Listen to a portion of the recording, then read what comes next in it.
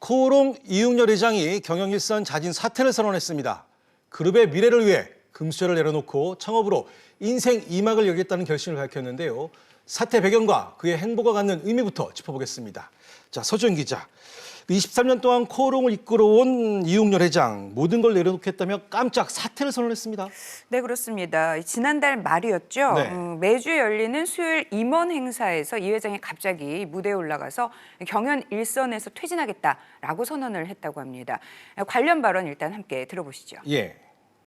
변화를 위해 이제 제가 떠날 때입니다. 저는 2019년 1월 1일자로 코오롱그룹 회장직을 물러날 것입니다. 대표이사 및 이사직도 그만두겠습니다. 앞으로 코오롱의 경영에는 관여하지 않을 것입니다. 네, 이웅열 회장은 그룹의 장자 승계 원칙에 따라서 40살에 고 이동찬 명예회장에게 경영권을 물려받았는데요. 23년간 걸어온 3세 경영인으로서의 길이 결코 쉽지 않았다라는 소회를 밝히기도 했습니다. 예. 금수저를 꽉 물고 있느라 입을 앙 다물었습니다. 이빨이 다 금이 간 것 같습니다. 이제 그 특권도 책임감도 내려놓습니다. 이 예정이 없던 사퇴 선언에 임직원들도 다들 놀랐다고 하는데요. 실제 코오롱 직원들에게 물어보니 사장단들도 전혀 예상하지 못했다는 반응이었습니다. 무거운 짐을 내려놓은 홀가분함을 상징하듯이 청바지에 터들넥 스웨터 차림으로 퇴임사를 읽어내려가던 이 회장은 회한에 젖은 듯 눈물을 보이기도 했다고 합니다. 그렇군요. 그야말로 깜짝 선언이네요.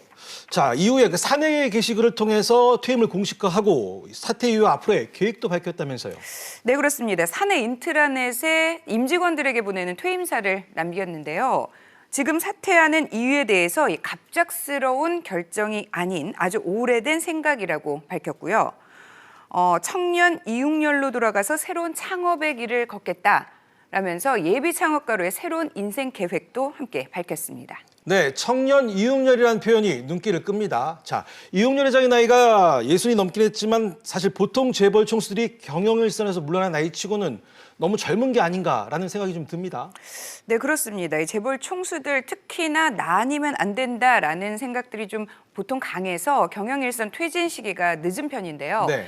재벌 총수들 경영 퇴진 시기를 좀 살펴보면 롯데 신격호 명예회장이 등기 이사직에서 물러난 게 94세로 최고령이었고요. 이웅열 회장이 붙인 고 이동찬 명예회장과 LG 구자경 회장도 70대였습니다. 예. 60대 물러난 대기업 오너가 있긴 한데 오랜 준비 끝에 만 65세 때 지난해를 끝으로 전문 경영을 넘긴 풀무원의 남승우 전 총괄 CEO 등을 꼽을 수 있는데요. 이 회장은 그보다 더 젊은 나이죠. 63세에 자진 사퇴한 것을 두고 일단은 신선하다라는 평가가 나왔습니다. 네.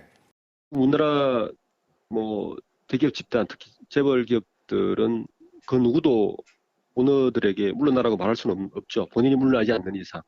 예, 그런 구조에서 본인 스스로 용퇴를 한다는 것 자체가 굉장히 신선했고요. 코오롱의 미래를 위해서 본인이 어떤 용퇴를 한 것에 대해서는 사실은 재계에도 신선한 메시지를 던졌고. 그렇군요. 자, 박윤신 기자. 특히 최근 오너리스크로 경영 퇴진 압박을 받고 있는 다른 재벌 총수들과 비교해서도 좀 신선하다는 평가가 많죠? 예, 맞습니다.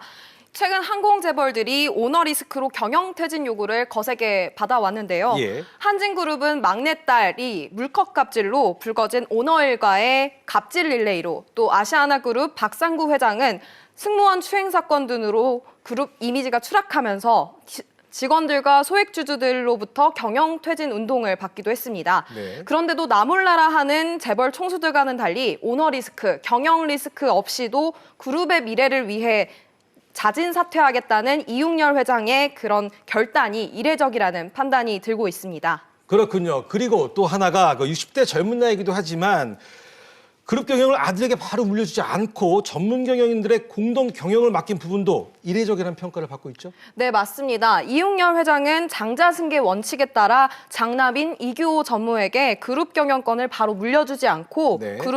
그룹 경영은 원앤올리 위원회를 맡겼습니다. 이 원앤올리 위원회라는 것은 SK그룹의 스펙스 추구 위원 협의회와 같은 계열사 사장들의 공동 경영 협의체입니다. 네. 이들이 주축이 돼서 대규모 투자, 계열사 협력 등 주요 경영 현안을 다룰 예정입니다.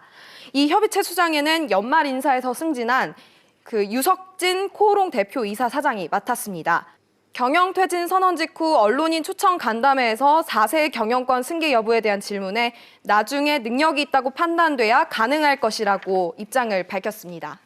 알겠습니다. 자, 이웅열 회장이 금수저를 내려놓고 조기에 경영일선에서 물러난 것은 오너 경영인의 21세기형 롤모델이다. 난 이런 평가도 나와있나? 네, 맞습니다. 우리나라 재벌, 그러니까 오너 중심의 경영 체제는 우리나라 산업화 과정을 맥을 같이 하고 있습니다. 네. 이 급속한 경제 발전 시기에는 장기적이고 과감한 의사결정과 추진력이 장점이었던 오너 중심 지배 구조가 유리했습니다.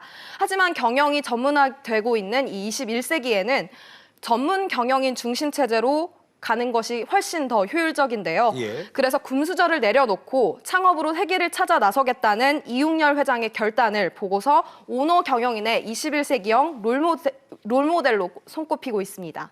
그렇군요. 그리고 그룹의 미래를 위해 코오롱그룹 운전대를 내려놓겠다고 하기까지 이 회장의 고민이 깊었던 것 같습니다.